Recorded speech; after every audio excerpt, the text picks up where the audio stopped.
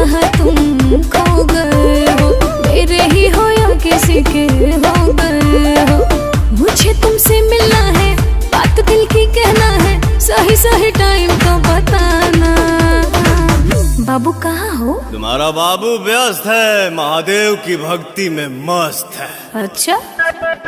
और सावन सुनो तुम नजर नहीं आना, तेरा बाबू हो चुका है महादेव का दीवाना।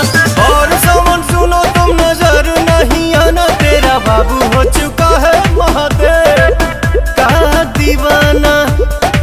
जब जमाना मुश्किल में डाल देता है, तब मेरे भोले हजारों रास्ते निकाल देता है।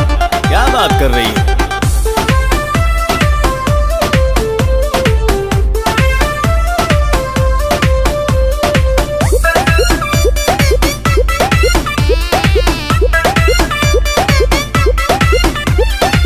ऐसन बोला के हो करे लका, 24 घंटा ध्यान धरे लका। हम तो पूजी महादेव के बाबू, इतना भक्ति में के हो रोवे लका। सावनवा में मनवा हमार उनके भिरिया रहे, भंगिया के गोला खा के दिलवा बम बम भोला कहे। इतना सताते हो, मिलना आते खाली करते हो तुम तो बहाना। बाबू मिलो ना यार।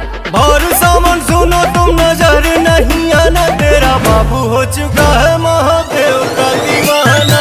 और सावन सुनो तुम नजर नहीं आना, तेरा बाबू हो चुका है महादेव का दीवाना।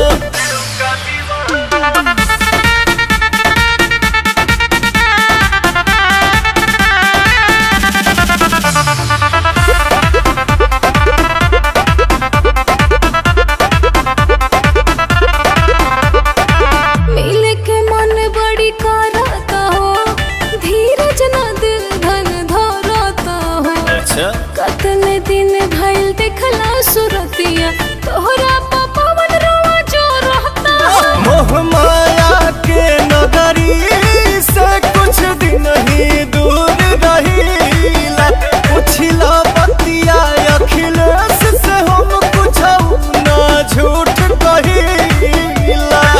मर्जी चलाते हो, क्यों पगलाते हो, क्या अच्छा लगता है तड़पाना। बाबू रांची भेजोगे क्या? और सावन सुनो तुम नजर नहीं आना, तेरा बाबू हो चुका है महादेव का दीवाना। अच्छा। और सावन सुनो तुम